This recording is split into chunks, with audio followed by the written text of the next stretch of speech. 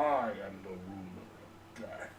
Oh, well, minus Fox, man. So they get into Fox, and I'm doing this the same day I did literally my season 2 review because I just finished. I finished season 2, and then I finished the newest 8 episodes of Overlord season 3, which apparently is the most up-to-date season. The series is right now on season 3, and I hope it uploads weekly.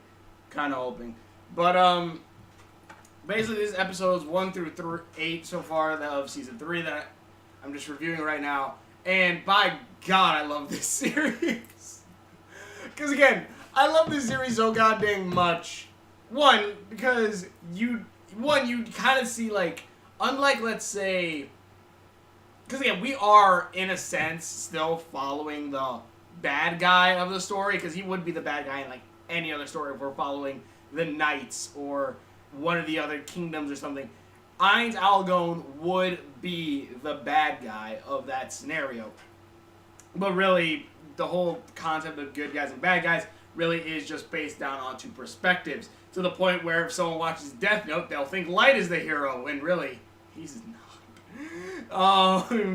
And yeah, it's just stuff like that, which I think is another reason why I like this, because this show, even though I brought up that, of course, it reminds me of Sword Art Online, reminds me of One Punch Man with the overpowered characters, but then on top of that, it does kind of also remind me a bit of like something like Death Note, or kind of a little bit of something like Death Note, a little bit of like Code Geass, in a sense of like we are following.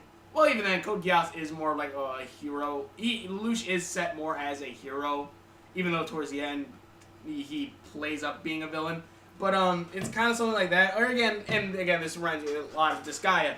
Because again, just them being the villain, kind of supposedly being the villains, they are.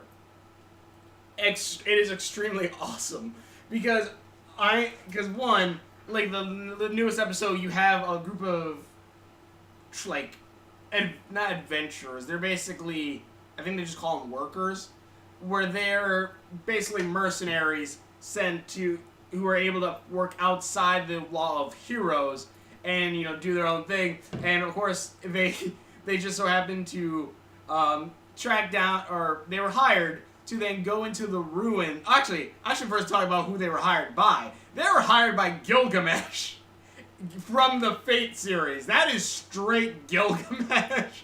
He somehow hopped universes and made himself a king in another universe. That is straight Gilgamesh. He looks almost exactly the same when he's not golden armored up and he has like the Super Saiyan hair.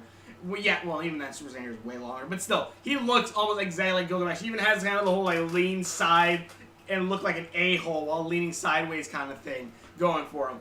But yeah, that's straight Gilgamesh. But basically, the whole setting the mercenaries in to go into the fake Tomb of Nazarick. Going to the fake Tomb of Nazarick and basically getting all teams murdered. And even then, like, there is, like, again, a character who's like doing this really because she's gonna try to take her sisters and get out of like her family's house, get them out of their family's house and stuff because their families kind of are idiots, the parents. But she, of course, spoilers, doesn't make it. As well as it's so sassy, and the 2 girls like, I can't wait for Big Sis to come back. You think she'll be back? And I think that's who they were talking about when Ains goes, like, what is it? The bug maid took her throat for her voice. And, like, her arms were given to, like, these other people. Her body was given to the roaches so they can make a new host. And, like, everything was just basically spread out.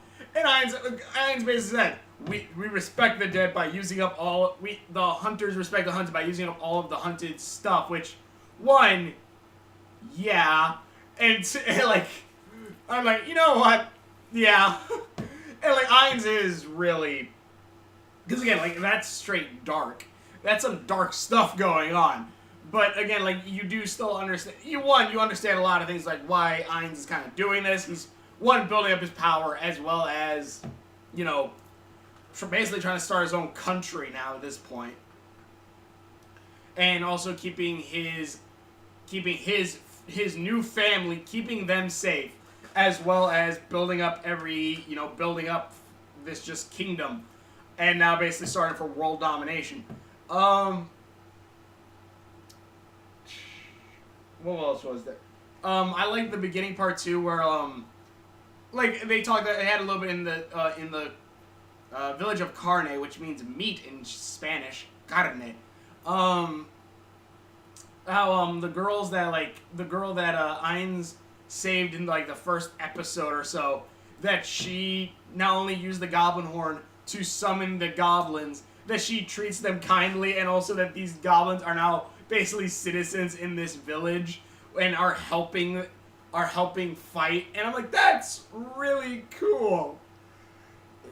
And also just seeing this girl, where I even love that, like she even says like, I'm someone who's now suddenly has gained power and is put into a position to help us. Who else could be like that? And then suddenly Ains is just in his castle like, huh? Like he sensed the irony. But I like this stuff. And again, another reason why I like it is because Ains is the bad guy. But on the flip note of that, it is in the sense of he's the bad guy who is planning everything and is almost planning everything like 5-10 steps ahead in some regards. Even though a lot of times, like, he even talks, he's like, I didn't plan that bit. But he does plan a lot of it out, which is kind of awesome. Because we're like, he's the one who sends the trolls there to, like, I believe it was to boost up this girl's, like, her being a leader, I guess, and, like, to bring the place kind of together. That stuff, he's doing that for the benefit, one, of his kingdom, because that city is now going to be part of his kingdom, that village, as well as just showing, as well as, what was it? Sorry.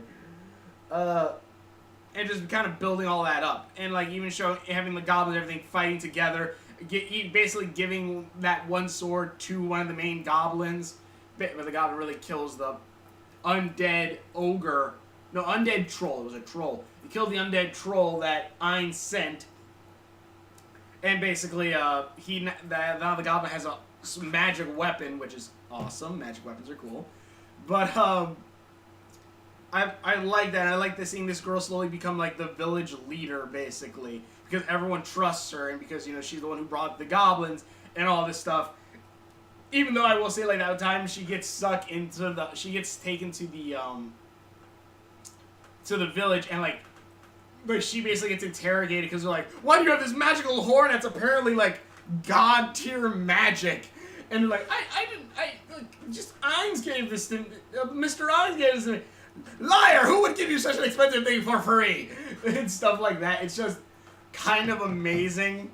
Because when that happened, I'm like, oh crap, don't tell me like they're gonna like take her like second horn away, and like one of them's gonna take it and blow the horn, and like all the goblins are gonna leave or something like that, because that would suck horribly. And luckily that's not what happens. That would have been a kind of the cliche thing to do, but they didn't go that route.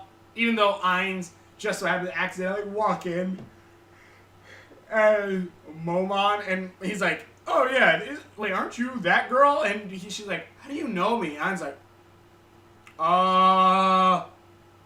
hey, wizard guy who's interrogating, come here a second. And I'm pretty sure threatened him, as well as threatened this other lady, because basically the girl goes to just ask like, hey, can I get an adventurer to help me with these problems, like these trolls or whatever coming? This is before like the trolls came, and like the lady's like, sorry, but you have to pay way more money than that. And she's like, oh, okay. And then just like the girl takes a nap, wakes up, and the lady's like, tell me everything. I need to know everything you're saying. It's a life or death situation. I'm like, what the fudge did Ains tell her? Ains must have threatened her hard. But that was cool. I liked that. God, this is like, because when I got the mangas, I'm going to start reading the mangas. I'm going to buy the books of, I want to get the hard copies. Those hard copies look cool. I want to get the books of Overlord, because like they're on book 7. And assuming each season is literally just one book, because I think that is what it is, because, what is it? Season 1 was just Overlord. Season 2 is Overlord 2. Season 3 is Overlord 3. So I'm assuming that each of them is actually just, like, the books. So if that is the case, and I'm hoping that's the case, I definitely want to read all the books. At least from what I see, there's about 7 books right now. And those, if they're as good as the anime, if not better, I want to read them. I want to read them because one, I will read all this and then watch the anime too, because I probably will watch the anime, like season 2 of the anime when it is dubbed, whenever it is. But right now, it being subbed, I'm still good watching it. But this is a really good anime. I love it. It's able to go dark, and the thing is, like, dark things do happen, even though we don't necessarily see it. There are dark things that happen, but I think, like, because they also don't focus on that, we kind of don't. Not that we don't pay attention to it, because, like, one, a guy gets a thing shoved up his urethra. When that weird squid monster said, like, this is supposed to replicate the pain he someone has when they have kidney stones. That means they're gonna shove it up his urethra. And then, what was it? Or, like, again, like the dismembering of a body, or just like, or like the point where, like, they say, like, oh yeah, we're trying breeding experiments with humans and monsters. And it's just like, you know, there's a lot of terrible crap that's going on in the Tomb of Nazarick. Some terrible stuff. But still, Ains is awesome, as well as everyone in Team of Nazarick, so it's weird. Also, I love the eye patch maid who barely has gotten any screen time, but for some reason I just love her design, and like the little bit you've seen of her, I kind of really love that character too. Also, I love almost any interaction between Ains and the twins. It's just freaking adorable. But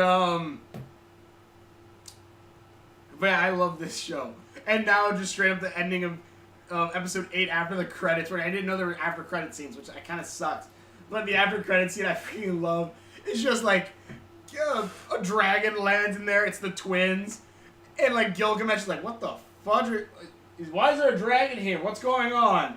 Or something like that. And like the twins just go, "Hey, yeah, you guys kind of broke into our master's house, and he's basically saying he wants retribution, or he's going to kill your entire country.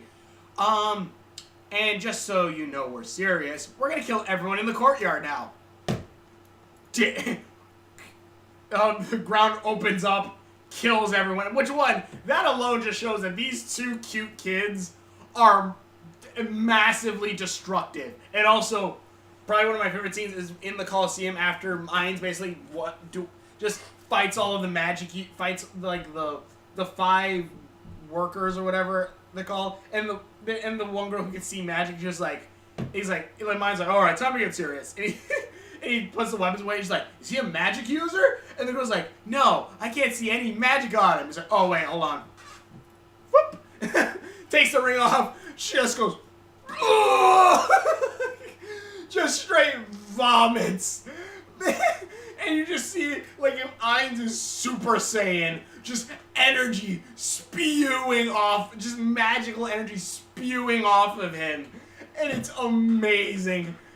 They have to literally heal her, because she's like, oh my god, nothing human can fight him.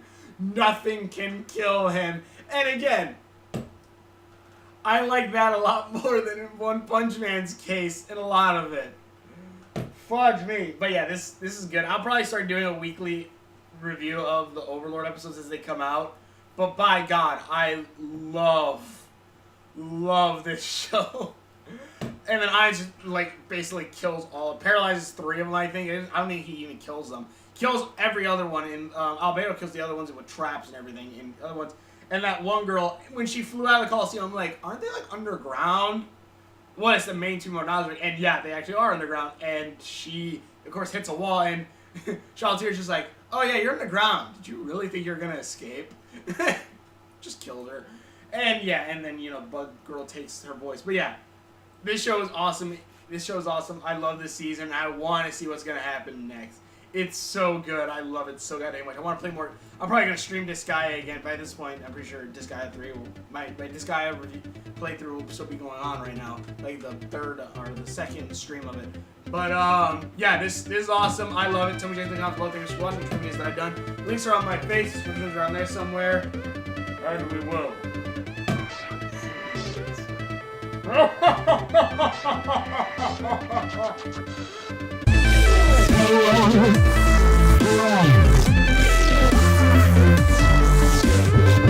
Who dares enter the house of Fox? All gone.